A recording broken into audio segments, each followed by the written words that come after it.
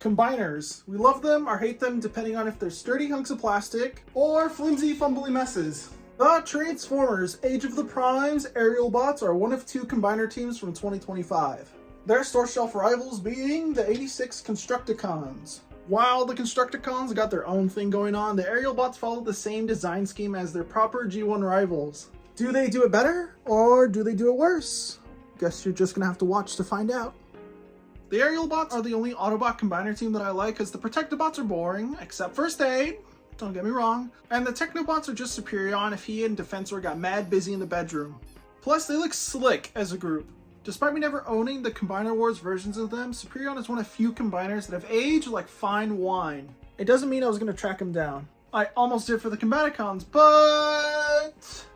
However, there is only one set from that era that I would love to get, and if you've been watching, I think you might know what I'm about to say, but the Megatronia box set! I don't care if it's 10 years from now or 20 years from now, I'm gonna have that box set, and it's gonna make my collection more... I guess I wouldn't say complete, but it would make it partially more complete, I guess? Starting with my least favorite molds, engineering-wise, but somehow aesthetically pull it off, Air Raid Skydive. Very much like Wild Rider and Breakdown, they share the same design language of being the legs of Superion. Their robot modes are decent, but feel like they're missing something. Their backpacks are just kind of bland. And a Dreadwind is the 8th rendition of the mold kind of way. I wish there was some kind of innovation because they look and feel the same. Compared to Breakdown and Wild Rider, they have nice and simple backpacks. Combiner Wars dead-end backpacks. Gee, I think it might be because they're cars and not jets. Another thing I'm not too big on are the proportions. The arms are way too short, causing the legs to look longer. I guess that leads to sculpting. The chests are different. It's a matter whether you want a boob or not. Boobies. A common thing with some of the Aerialbots, which you're going to see in the next video as well, are the odd head sculpts. Especially Skydives, it looks like he's about to tell me that the show he's on sucks and that he's been on better shows than this. Which then leads to Skybound where he thinks he's him. How many times do I have to tell you you're not that guy? I fly. Another thing with the Aerialbots is that 3 of the 5 heads just looked a little too squished. 2 of them being Air Raid and Skydives, and the third one... put a pin in that. There are nice little details picked out on Air Raid with paint and wish Skydive also had that, but considering the jet mode... But do they really have to paint both sides of his legs? Like, does he need it? Like, does he need it? Like, the only thing that it provides me is paint scratches. I don't know what it provides him, but... go off, Queen. He doesn't look bad, but imagine with me for a second that he matched his leg buddy with the minuscule details painted. Leg is minted. The accessories are dual blasters for both. Air Raid has traditional looking blasters that, let's be honest, they look like water guns, while Skydive has these power drill looking blasters. They are also blast effect compatible too! Except Skydive. Because he has to ruin the fun for somebody. That's somebody being me. Are you kidding me? The dorsal fins are on 5mm ports, so hypothetically, they can be wielded as blades. Not very good blades, but blades nonetheless. The articulation for the leg guys is what you would come to expect with Transformers, so I don't really have to introduce it, is what I'm trying to say. I'm going to use Skydive for no particular reason. The head's on a ball joint, barely looks up, barely looks down. But thanks to the hinge, because of transformation, you can look all the way up.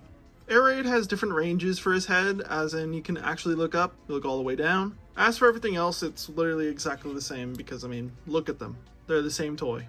The arm can't go in a full 360 because of the back kibble, but if you hinge the arm out, then you're more than welcome to do it in full 360. Got a bicep swivel. Got a 90-degree bend at the knee, which is a little bit past 90, but, I mean, it's just barely. There's no wrist swivel. I couldn't really think of a reason as to why there isn't one, but I mean, put it inward. There's a waist rotation, which is surprising considering he has a whole ass fucking jet on his back. The leg goes that far forward, goes that far back. The leg goes all the way out, as then he can do the full splits. You got a thigh swivel, which is fine on this side, but it's kind of loose on this side, which is the same deal with Air Raid.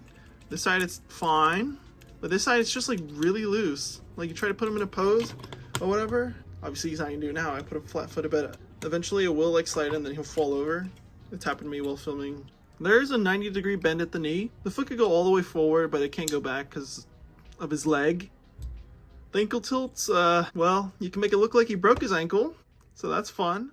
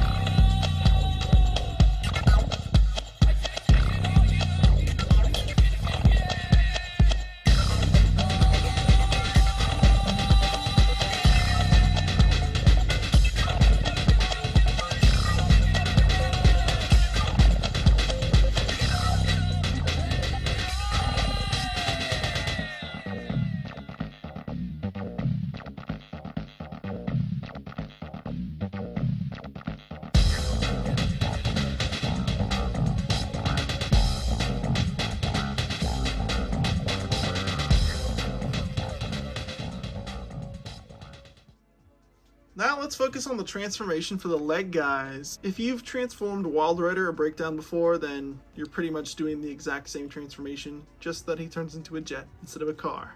First off, you want to straighten out the arms, then you want to fold in the hands. Next, go to the legs, have them together, bring the feet all the way forward. Then you want to open up the legs, then fold the feet all the way back till they tab in. You'll know because, you'll hear the sound. Next up, you want to move this entire back section of the jet right up in here. There's a little tab section right here, right at his butt. It's pretty easy. Just grab it, do the whole shifty thing. Then you want to tab in the front of the legs. Then you want to go to the chest. You'll see there's a little notch in there. You just open it up and it'll reveal the landing gear. Next, you want to port in the arms into these little sections right here. Then turn the head around. Next, you want to bring the wings down. They'll slot right into this little tab on his arm. Then you want to pull down the tail wings, or whatever they're called. Turn the dorsal fins around. Then you want to take the entire front section of the jet. They're going to tab right into these tab sections right next to his head. Just like any other jet transformer, you got to tab in the guns on the bottom of the wings. Wow, it's so different. I've never done this before in my entire life. Now you're done. The transformation is very much like Wild Rider and Breakdown, like I said before I started. If it ain't broke, don't fix it, right? Even if you get a lesser product than the car guys. The jet modes are pretty sweet until you look at the side or the bottom. It's to the point where I'm starting to prefer the Primords getup and everybody got sick of them. I'm more into Air Raid's jet mode, and no bullshit, it's totally because of the Black Convoy effect being shot out at full blast. It's not that I hate Skydive's jet mode, it's just that one color is always gonna look nicer. Look at Studio Series Rise of the Beast Nemi, for example. Whenever I think about it, that's such a weird toy, because one, it's a character that doesn't show up in the movie, or he might have. I don't give a shit about Rise of the Beast to care. It's always fun to see what parts get remolded into new ones, especially with these two and the Armbots. You got whole different cockpits, intakes, different wings, backs of the jet, and a single or two dorsal fins. There isn't much paint on either, but I like the little hints of white on Air Raid.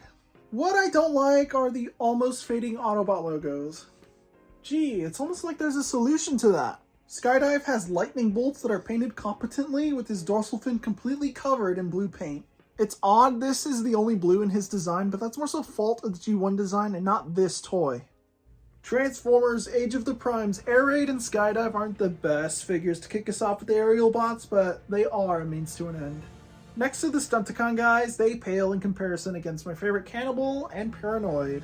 The sacrifices feel like detriments, especially in the robot and jet modes. This feels like a step back.